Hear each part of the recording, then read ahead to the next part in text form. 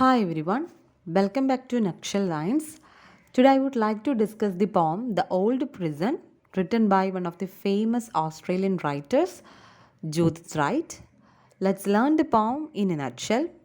Once again, welcome to the video. So before moving to the summary part of the poem, I would like to talk about the historical background. That is, ഈ ഒരു പോയത്തിനൊരു ചരിത്രമുണ്ട്. So ആ ഒരു history കുറച്ചും കൂടി നമുക്ക് convey ചെയ്യുവാണെങ്കിൽ ഈ പോം കുറച്ചും കൂടി ക്ലിയർ ആയിട്ട് നമുക്ക് മനസ്സിലാവും. So I think it is better to talk about the historical background first. So, the Trial Bay is a wide bay on the mid-north coast of New South Wales, Australia. ഓസ്ട്രേലിയയിലുള്ള ഒരു അത്യാവശ്യം വലിയൊരു wide ആയിട്ടുള്ളൊരു bay ആണ് trial bay എന്ന് പറയുന്നത്. ഇത് situate ചെയ്യുന്നത് mid north കോസ്റ്റിലാണ് of New South Wales. And this bay is named after the brick trial which was shipwrecked there in 1816 due to the mutiny among convicts. അപ്പോൾ ഈ ഒരു ഇന്നത്തെ ഈ ട്രയൽ ബേ എന്ന് പറയുന്ന ഈ സ്ഥലത്തിന് ട്രയൽ ബേ എന്ന് പേര് വരാനുള്ള കാരണം ഈ ബേയുടെ അടുത്തെത്തിയപ്പോഴേക്കും ട്രയൽ എന്ന് പറയുന്ന ഒരു ഷിപ്പ് മുങ്ങുകയുണ്ടായി. അത് 1816 അതിൻ്റെ പിന്നിലൊരു കാര്യമുണ്ട്. അതായത് this ship had been hijacked by a number of prisoners in port Jackson who in a bid for their freedom force the crew to set sail north up the cost.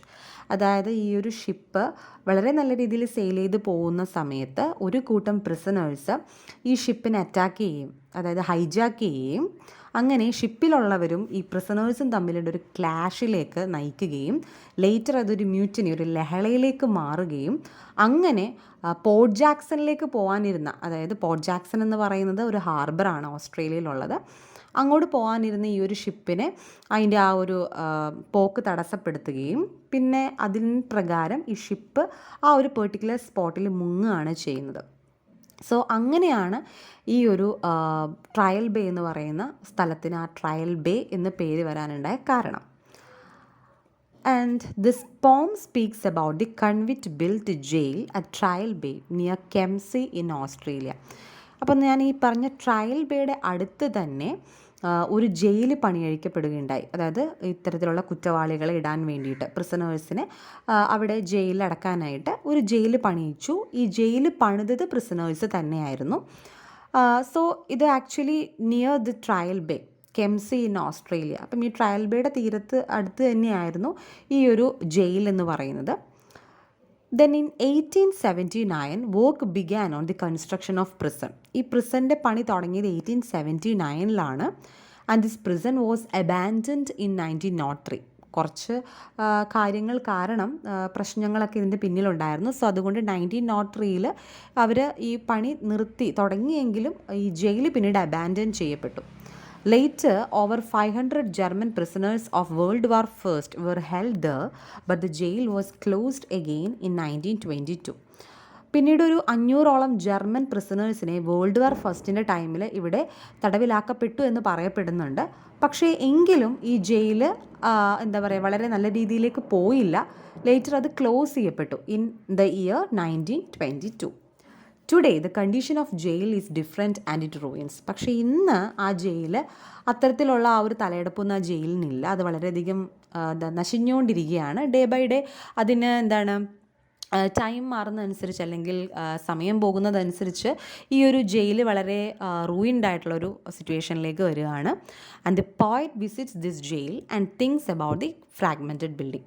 ഇങ്ങനെ ഇരിക്കുന്ന ഈ ഒരു ജയിലിലേക്ക് നമ്മുടെ പോയറ്റ് ജൂഡിത്ത് റൈറ്റ് ഒരു visit നടത്തുകയാണ്. And ഇപ്പം ഈ ഒരു സ്ഥലം ഏറ്റെടുത്തിരിക്കുന്നത് ഒരു ടൂറിസ്റ്റ് സ്പോട്ടായിട്ടാണ്. ഇപ്പം ഒത്തിരി ടൂറിസ്റ്റ് ആളുകൾ ഇവിടെ ചെല്ലുന്നു, വിസിറ്റ് ചെയ്യുന്നുണ്ട്. അപ്പം ഈ ഒരു ഹിസ്റ്റോറിക്കൽ മോണുമെൻറ്റ് പോലെ ഇപ്പോൾ ആ ജയിൽ മാറിയിരിക്കുന്നു. അതായത് ഒരു ജയിൽ എന്ന് പറയുന്ന കോൺസെപ്റ്റ് ഇപ്പോൾ പോയിട്ട് അത് ശരിക്കും ഒരു കൗതുക വസ്തുവായിട്ട് ആളുകൾ ഇങ്ങനെ വിസിറ്റ് ചെയ്ത് പോവുകയാണ്. ആൻഡ് നമ്മുടെ പോയറ്റും അക്കൂട്ടത്തിൽ വിസിറ്റ് ചെയ്ത് പോകുമ്പോഴാണ് പോയറ്റിന് ഈ കവിതയിലേക്ക് അല്ലെങ്കിൽ ഒരു കവിത എഴുതാനുണ്ടായ സാഹചര്യം എന്ന് പറയുന്നത്. So she realises the pain of each prisoners during their lonely life in the cell. That is far away from their native lands. അപ്പം ഈ പോയറ്റിന് ഈ ഒരു സ്ഥലം സന്ദർശിക്കുമ്പോൾ പോയറ്റിന് വളരെയധികം മെൻ്റലി വളരെയധികം ബുദ്ധിമുട്ടുണ്ട്, മാനസികമായിട്ട് ഒരുപാട് സംഘർഷങ്ങൾ പോയറ്റിന് ഉണ്ടാവുന്നു. പോയറ്റ് ചിന്തിക്കുകയാണ് എത്ര വേദനാജനകമായിരിക്കും അല്ലെങ്കിൽ എത്ര പെയിൻഫുൾ ആയിട്ടായിരിക്കും ഇവിടെയുള്ള തടവറയിൽ ഉണ്ടായിരുന്ന പ്രിസണേഴ്സ് ഓരോ ദിവസവും കഴിച്ചു കൂട്ടിയിരുന്നത്. Because they are far away from their native lands. അവരുടെ സ്വന്തം സ്ഥലത്തിൽ നിന്നും അല്ലെങ്കിൽ നേറ്റീവ് ആയിട്ടുള്ള രാജ്യത്തിൽ നിന്നും ഒത്തിരി ദൂരെയാണ് ഈ ഒരു ജയിലെന്ന് പറയുന്നത്. ഈ ജയിലെന്ന് പറയുന്ന കടലിൻ്റെ ട്രയൽ ബേയിലാണ്, അതായത് കരയിലൊന്നുമല്ല, ഒരുപാട് ദൂരെയാണ്. ആർക്കും അവരെ ഒന്ന് രക്ഷപ്പെടുത്താനോ അല്ലെങ്കിൽ അവർക്ക് അവിടെ നിന്നൊരു പുതിയൊരു ജീവിതമൊന്നും ആരും സ്വപ്നം കണ്ട് കാണില്ല. കാരണം അത്രയും ഒരു ഗ്ലൂമി ആയിട്ടുള്ള അത്രയും ഒരു അറ്റ്മോസ്ഫിയറാണ്, അത്തരത്തിലുള്ളൊരു ഏരിയ ആണത്. അപ്പോൾ അതിനെപ്പറ്റി പോയറ്റ് ചിന്തിക്കുമ്പോഴാണ് പോയറ്റ് ഈ കവിതയിലേക്ക് കവിത എഴുതാനുണ്ടായ സാഹചര്യം എന്ന് പറയുന്നത്. So we are moving to the summary part of the poem. The rows of cells are unroofed, afloat for the wind's mouth. അതായത് ഈ ജയിൽ എന്ന് പറയുന്നത് ഈ സെൽസ് ദേ ആർ അൺറൂഫ്ഡ്. അതായത് ഈ ഒരു സെല്ലിൻ്റെ മുകളിൽ റൂഫില്ല, മേൽക്കൂരയില്ലാത്ത ബിൽഡിങ് പോലെയാണ് ഇതിങ്ങനെ പണിത് വെച്ചിരിക്കുന്നത്.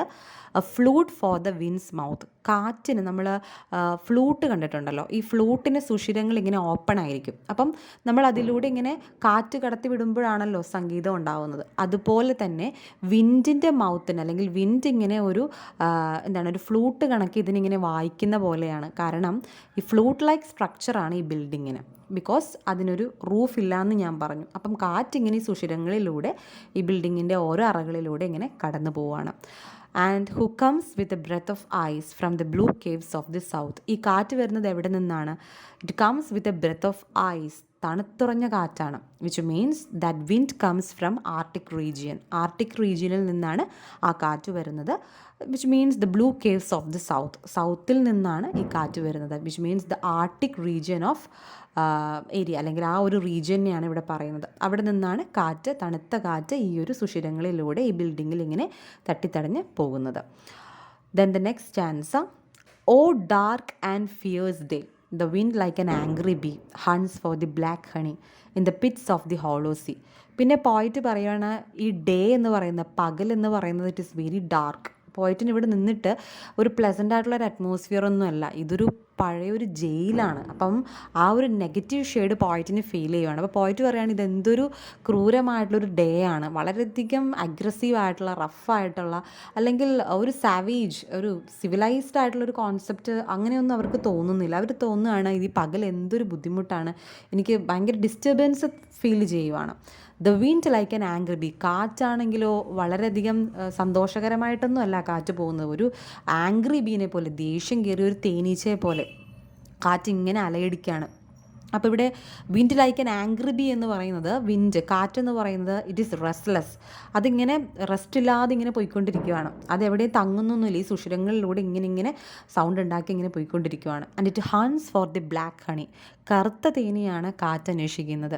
അതായത് ഈ തേനീച്ച തേനിനെ അന്വേഷിക്കുന്ന പോലെ കറുത്ത തേൻ എന്നോട് ഉദ്ദേശിക്കുന്നത് ഗ്രീഡ്, ആളുകളുടെ അത്യാർത്തിയാണ്. കാരണം ഷിപ്പ്രക്ക് നടന്നെന്ന് ഞാൻ പറഞ്ഞല്ലോ. അപ്പോൾ ഈ ഒരു കപ്പൽ മുങ്ങിയപ്പം ആ കപ്പലിൽ കയറിയ പ്രിസണേഴ്സിൻ്റെ ആ ഒരു മാനസികാവസ്ഥ, അവർ വളരെയധികം ഗ്രീഡായിരുന്നു. അതുപോലെ തന്നെ ആ ഒരു ലഹളയിലേക്ക് നയിച്ചത് മനുഷ്യൻ്റെ അത്യാർത്തിയാണ്. പിന്നെ യുദ്ധം എന്ന് പറയുന്നത് ഞാൻ പറഞ്ഞു, പിന്നീട് ഒരുപാട് വേൾഡ് വാർ ഫസ്റ്റിൻ്റെ ടൈമിൽ ഒത്തിരി പ്രിസണേഴ്സിനെ അവിടെ താമസിപ്പിച്ചിരുന്നു എന്ന് പറയപ്പെടുന്നുണ്ട്. അപ്പം അന്നൊക്കെയുള്ള ഈ എന്തിനെയൊക്കെ നേടാനുള്ള മനുഷ്യൻ്റെ ഒരു അത്യാർത്തി ഉണ്ടല്ലോ, അപ്പോൾ ഈ ആർത്തിയാണ് ഇവിടെ ബ്ലാക്ക് ഹണി എന്ന് ഉദ്ദേശിക്കുന്നത്. അപ്പം ഇവിടെ ഈ ഒരു ആംഗ്രി ബീ, ദേഷ്യപ്പെട്ട ഒരു തേനീച്ച ബ്ലാക്ക് ഹണി തേടി നടക്കുന്ന പോലെ കാറ്റിങ്ങനെ റെസ്റ്റ്ലെസ് ആയിട്ട് ദേഷ്യം കയറി ഇങ്ങനെ പോയിക്കൊണ്ടിരിക്കുവാണ്. In the pits of the hollow sea. കാറ്റ് കരയിലോ അല്ലെങ്കിൽ ജയിലിൽ മാത്രമല്ല അന്വേഷിച്ച് നടക്കുന്നത്, ഹോളോ സീ അതായത് പൊള്ളയായ ഈ കടലിലും കാറ്റ് എന്തൊക്കെയോ അന്വേഷിച്ച് നടക്കുന്നുണ്ട്. വിച്ച് മീൻസ് കാറ്റ് കരയിലും കടലിലും ഇങ്ങനെ ശാന്തമല്ലാതെ ഇങ്ങനെ അലയടിച്ച് ഇങ്ങനെ പോവുകയാണ് എന്നാണ് ഉദ്ദേശിക്കുന്നത്. The third stanza. Waves of shadow wash the empty shell born bare, and like a bond it sings a bitter song of air. പിന്നീട് കവി പറയുവാണ്, waves of shadow wash the empty shell bone bare. അതായത് ഞാൻ already പറഞ്ഞു ഈ ഒരു ബിൽഡിങ്ങിന് റൂഫില്ല, അപ്പം മേളിലൂടെ clouds ഇങ്ങനെ പാസ് ചെയ്ത് പോകുന്നുണ്ട്. അപ്പോൾ ഈ ക്ലൗഡ്സിൻ്റെ ഷാഡോ ഈ സെല്ലിൽ അടിക്കുന്നുണ്ട്. കാരണം മേളിൽ നമുക്ക് വേറെ ക്ലോസ്ഡ് ആയിട്ടുള്ളൊരു ഏരിയ ഇല്ലല്ലോ. അപ്പോൾ അതുകൊണ്ടിട്ട് ഈ ക്ലൗഡ്സിൻ്റെ ഷാഡോ നന്നായിട്ട് ഇവിടെ റിഫ്ലക്റ്റ് ചെയ്യുന്നുണ്ട്.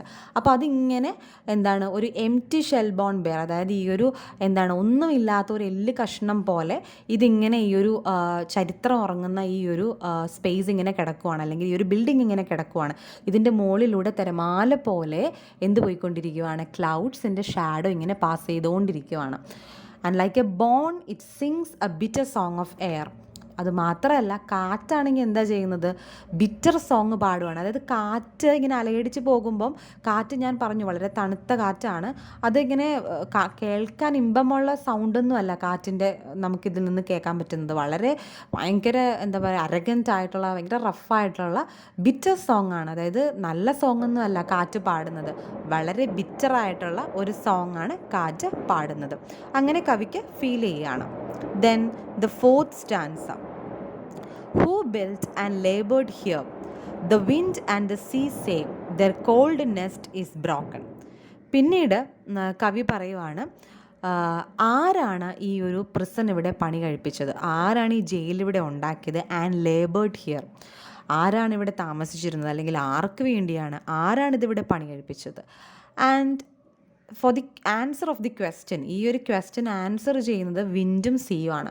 The wind and the sea say their cold nest is broken. പിന്നീട് കാറ്റും കടലും പറയുവാണ് അവരുടെ തണുത്ത വീട് നഷ്ടപ്പെട്ടു, അല്ലെങ്കിൽ കൂട് നഷ്ടപ്പെട്ടു.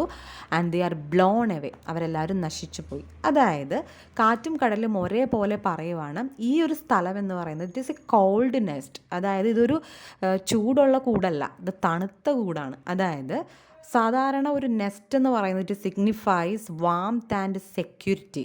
പക്ഷേ ഇവിടെ കൂട്, തണുത്ത കൂട്, കോൾഡ് നെസ്റ്റ് എന്ന് പറയുന്നത് ഈ ഒരു സ്പേസ് അല്ലെങ്കിൽ ഒരു ജയിലെന്ന് പറയുന്നത് ഒരു ഹോമൊന്നും നമുക്ക് പറയാൻ പറ്റില്ല. ഇതൊരു ടെമ്പററി ഷെൽട്ടറാണ്. അല്ലെങ്കിൽ ഇവിടെ ഇൻസെക്യൂർഡാണ് ആളുകൾ, അല്ലെങ്കിൽ ഇവിടെ വാംത്തില്ല, ഒരു സുരക്ഷിതം ആയിട്ടുള്ളൊരു കൂട് പോലെയല്ല ഈ കൂടെന്ന് പറയുന്നത്. ഇത് ഓപ്പൺ ആയിട്ടുള്ള അല്ലെങ്കിൽ തണുത്തുറഞ്ഞിരിക്കുന്ന കുറേ മരവിച്ച ഓർമ്മകളുള്ള ഒരു സ്ഥലം മാത്രമാണ്. And they are blown away. ഇവിടെ ഉണ്ടായിരുന്ന ആളുകളാണെങ്കിലോ അവരുടെ ജീവനാണെങ്കിലോ അവരിതെല്ലാം നശിഞ്ഞു പോയി, പലതും അവർക്ക് നഷ്ടപ്പെടുകയും ചെയ്തു. And the last stanza, they did not breed nor love, each in his cell alone cried as the wind now cries through this flute of stone. പിന്നീട് പോയിട്ട് പറയുവാണ്, ഇവിടെ ഉണ്ടായിരുന്ന തടവിൽ വെച്ചിരുന്ന പ്രിസണേഴ്സ്, അവർ ദ ഡിഡ് നോട്ട് ബ്രീഡ്, അവർ പുതിയ തലമുറയ്ക്ക് ജന്മം കൊടുത്തില്ല. Because there is not a chance of mating. അവിടെ ഒരു ബ്രീഡിങ് നടക്കുന്നില്ല, കാരണം റീപ്രൊഡക്ഷൻ നടക്കുന്നില്ല. അവരാരെയും പ്രണയിക്കുന്നില്ല, അവരാരെയും സ്നേഹിക്കുന്നില്ല, ആരാലും സ്നേഹിക്കപ്പെടാനും കഴിയുന്നില്ല. Each in his cell alone. കാരണം എന്താണ്, ഓരോ സെല്ലിലും അവർ ഓരോരുത്തർ വെച്ചായിരുന്നു. അവരൊരുമിച്ചല്ല തടവറയിലാക്കപ്പെട്ടിരുന്നത്, ഓരോ സെല്ലിലും ഓരോ ആളുകൾ വീതമായിരുന്നു അവരെ കിടത്തിയിരുന്നത്. And cried as the wind now cries. ഇന്നിപ്പോൾ ഈ കാറ്റ് കരയുന്നുണ്ടല്ലോ, ഈ കാറ്റ് കരയുന്ന പോലെ തന്നെ അവരും വന്ന് കരഞ്ഞു കാണണം, അല്ലെങ്കിൽ കരഞ്ഞിട്ടുണ്ട്. Through this flute of stone. അതായത് ഈ ഓടക്കുഴൽ അല്ലെങ്കിൽ ഈ ഒരു ഫ്ലൂട്ട്, കല്ല് വെച്ച് വെറുതെ ഇങ്ങനെ പണിതുറച്ച ഈ ഒരു ബിൽഡിംഗ് ഉണ്ടല്ലോ, ഈ ബിൽഡിംഗ്, ഈ ഫ്ലൂട്ടിലൂടെ അവരും, ഈ ഫ്ലൂട്ടിൽ ഈ കാറ്റ് എങ്ങനെയാണോ പാടുന്നത് അതുപോലെ അവരും അവരുടെ ഏകാന്തമായ തടവറയിലിരുന്ന് പാട്ടുകൾ പാടിയിട്ടുണ്ടായിരിക്കണം. ആ പാട്ട് വളരെ മനോഹരമായ പാട്ടൊന്നും ആയിരുന്നില്ല, വളരെയധികം വേദനാജനകമായിട്ടുള്ള പെയിൻഫുൾ ആയിട്ടുള്ള പാട്ടായിരുന്നു. So that is the summary part of the poem. Now we are moving to the analysis part of the poem. So we can say that ഈ പോയത്തിൽ ഗ്ലൂമി ഇമേജറി എന്ന് നമുക്ക് പറയാം. കാരണം ഒത്തിരി ഗ്ലൂമി ആയിട്ടുള്ള ഇമേജസ് പോയറ്റ് കൊണ്ടുവന്നിട്ടുണ്ട്. അതിൽ ഫസ്റ്റ് വൺ എന്ന് പറയുന്നത് that is flute it self. കാരണം ഫ്ലൂട്ടിനെ ഇവിടെ സിഗ്നിഫൈ ചെയ്യുന്നത് ആ ഒരു പ്രിസൻ്റെ അവസ്ഥയാണ്. ബിക്കോസ് അത് അൺറൂഫ്ഡ് ആണെന്ന് ഞാൻ പറഞ്ഞു. അപ്പോൾ അതിനെയാണ് ഇവിടെ ഫ്ലൂട്ട് കൊണ്ട് സിഗ്നിഫൈ ചെയ്യുന്നത്. ദെൻ പിന്നീട് പോയറ്റ് ഒരു സ്റ്റാൻസയിൽ പറയുന്നുണ്ട് കോൾഡ് നെസ്റ്റ് എന്ന് പറയുന്നുണ്ട്, which means this particular nest is insecured without human love and warmth. Then wind തന്നെ വലിയൊരു ഇമേജ് ആയിട്ട് നമുക്ക് പറയാവുന്നതാണ്, which means it signifies lots of things. First one solitude, then the loneliness or the melancholic life of prisoners, അല്ലെങ്കിൽ ആ ഒരു ദേഷ്യം, അല്ലെങ്കിൽ ഒരാളുടെ ഒരു മനസ്സിലുണ്ടാകുന്ന ഇമോഷൻസ്, ഇതിനെല്ലാം വിൻഡായിട്ട് നമുക്ക് കമ്പയർ ചെയ്യാവുന്നതാണ്. അതുപോലെ തന്നെ ബോൺ എന്ന് പറയുന്നത് ഇറ്റ് ആക്ച്വലി സിഗ്നിഫൈസ് ഹിസ്റ്ററിനെയും അത് സിഗ്നിഫൈ ചെയ്യുന്നുണ്ട്. പിന്നെ റൂയിൻഡ് ആയിട്ടുള്ള അല്ലെങ്കിൽ ഡിസിൻറ്റഗ്രേറ്റഡ് ആയിട്ടുള്ള അല്ലെങ്കിൽ ഫ്രാഗ്മെൻറ്റഡ് ആയിട്ടുള്ള ഈ ഒരു ബിൽഡിങ്ങിനെ അല്ലെങ്കിൽ ആ ഒരു ബിൽഡിങ്ങിൻ്റെ ആ ഒരു സിറ്റുവേഷൻ കാണിക്കാനും കൂടിയാണ് ഇവിടെ ബോണിനെ യൂസ് ചെയ്യുന്നത്. ആൻഡ് ആംഗ്രി ബി എന്ന് പറയുന്നുണ്ട്. Angry bee it showcases the restless വിൻഡിനെയാണ് അത് പോർട്രേ ചെയ്യുന്നത്. Then black honey it indicates the greed. I have already mentioned അതിൻ്റെ ഹിസ്റ്ററിയും കാര്യങ്ങളൊക്കെ ഞാൻ പറഞ്ഞായിരുന്നു. Then we can moving to the themes. First theme is human suffering. മനുഷ്യരുടെ ആ ഒരു മെൻറ്റാലിറ്റി, ആ ഒരു പ്രിസണിൽ കിടന്നപ്പോൾ ആളുകൾക്കുണ്ടായിരുന്ന വിഷമം, വേദന, ആ ഒരു കാര്യങ്ങളാണ്, ആ ഒരു ഹ്യൂമൻ സഫറിങ് ആണ് ഇവിടെ നമുക്ക് റെക്കറൻ്റ് ആയിട്ട് പറയാൻ പറ്റുന്നത്. Then the lonely life of people. Then after effects of വാർ. ഞാൻ തുടക്കത്തിൽ പറഞ്ഞതിൻ്റെ ഒരു ഹിസ്റ്റോറിക്കൽ ബാക്ക്ഗ്രൗണ്ട്, ആ ഒരു മ്യൂട്ടിനി, ആ ഒരു ലഹള, അതായത് ആ ഒരു വാർ, ആ ഒരു യുദ്ധം, ആ ഒരു ഹൈജാക്ക് ചെയ്യപ്പെട്ട ആ ഒരു അവസ്ഥ ഷിപ്പിൻ്റെ, അപ്പോൾ അതിനെ ബേസ് ചെയ്തിട്ടാണല്ലോ ഇത്തരത്തിലുള്ള കാര്യത്തിലേക്കൊക്കെ വരുന്നത്. അപ്പോൾ അതിൻ്റെ ആഫ്റ്റർ ഇഫക്ട്സ് ഓഫ് വാർ ഇവിടെ പറയുന്നുണ്ട്. ദെൻ ലോസ് ഓഫ് ഹോപ്പ്, അതായത് തടവറയിലായിരുന്ന ഓരോ പ്രിസണറിൻ്റെ ജീവിതവും ദർ ഇസ് നോ ഹോപ്പ്, ഒരു റേ ഓഫ് ഹോപ്പ് അവർക്കില്ല. അപ്പോൾ ആ ഒരു ലോസ് ഓഫ് ഹോപ്പ് പറയുന്നുണ്ട്. Then melancholy which means the loneliness of each and every person. Then separation, അവരവരുടെ നേറ്റീവ് ലാൻഡിൽ നിന്നും, അവരുടെ സ്വന്തം നാട്ടിൽ നിന്നും ഒരുപാട് ദൂരെയാണ് ഈ സ്ഥലം എന്ന് പറയുന്നത്. അതും കടലിൻ്റെ അടുത്താണ്, ആരാൽ എത്തിപ്പെടാൻ പറ്റാത്തൊരു സ്ഥലമാണ്. So we can say mentally അല്ലെങ്കിൽ physically they are separated from their native lands. അത് വളരെ ഒരു ഇമ്പോർട്ടൻ്റ് ആയിട്ടുള്ളൊരു തീമാണ്. ദെൻ ഗ്രീഡ് ഞാൻ ഓൾറെഡി മെൻഷൻ ചെയ്തിരുന്നു, വിച്ച് മീൻസ് ഈ ഒരു വാറിൻ്റെ അല്ലെങ്കിൽ ആ ഒരു മ്യൂട്ടിനിയുടെ ആ ഒരു ആസ്പെക്റ്റിലാണ് അവിടെ ഗ്രീഡ് എന്ന് ഉള്ളൊരു തീം വരുന്നത്. Then we are moving to the poetic devices. First one is simile. ഇവിടെ ഏറ്റവും വലിയൊരു സിമിലി അല്ലെങ്കിൽ എന്ന് പറയുന്നത് വിൻഡ് തന്നെയാണ്. Because wind is compared to an angry bee. അതിൻ്റെ ഫാക്ട്സ് ഞാൻ ഓൾറെഡി പറഞ്ഞിരുന്നു. Then motif. Next is motif means repeated ആയിട്ട് ഉപയോഗിക്കുന്ന ഒരു ഇമേജിനെയാണ് നമ്മൾ പോയത്തിൽ നമുക്ക് മോട്ടീഫ് എന്ന് പറയാൻ പറ്റുന്നത്. ഹിയർ ഫ്ലൂട്ട് എന്ന് പറയുന്ന ഒരു ഇമേജിനെ 1-2 പ്രാവശ്യം റിപ്പീറ്റ് ചെയ്ത് പോയറ്റ് പറയുന്നുണ്ട്. We can see a repetition. So it indicates the solitary life of prisoners. ആളുകളുടെ ആ ഒരു സോളിറ്ററി ലൈഫിനെയാണ് ഈ ഒരു ഫ്ലൂട്ട് എന്ന് പറയുന്ന ആ ഒരു ഐഡിയ കൊണ്ട് അല്ലെങ്കിൽ ഒരു സിമ്പിൾ കൊണ്ടിട്ട് ഫോക്കസ് ചെയ്യുന്നത്. Then we are moving to the next poetic device, that is personification. Personification എന്താണെന്ന് എല്ലാവർക്കും അറിയാൻ പറ്റും. കാരണം ഹ്യൂമൻ ക്വാളിറ്റീസ് ഹ്യൂമൻ അല്ലാത്ത ഒരു കാര്യത്തിന് കൊടുക്കുക, അതായത് ജീവനില്ലാത്ത ഏതെങ്കിലും ഒരു വസ്തുവിന് നമുക്ക് ഹ്യൂമൻ ക്വാളിറ്റീസിനെ വെച്ചിട്ട് നമ്മൾക്ക് കമ്പാരിസണും അല്ലെങ്കിൽ താരതമ്യപ്പെടുത്തിയൊക്കെ നമ്മൾ പറയാറുണ്ട്. അപ്പോൾ അതിനെയാണ് നമ്മൾ പെർസോണിഫിക്കേഷൻ എന്ന് പറയുന്നത്. സോ വിൻഡ് ഇവിടെ പെർസോണിഫൈ ചെയ്യുന്നുണ്ട് because suffering caused by human conflict and feelings of the പ്രിസണേഴ്സിൻ്റെ ഫീലിങ്സും അവരുടെ കോൺഫ്ലിക്റ്റൊക്കെ പോർട്രേ ചെയ്യാനായിട്ടാണ് ഇവിടെ വിൻഡിനെ പോയിറ്റ് പെർസോണിഫൈ ചെയ്തിരിക്കുന്നത്. And that is the end of this video. For more literary content videos, just subscribe my YouTube channel Nutshell Lines. Thank you so much.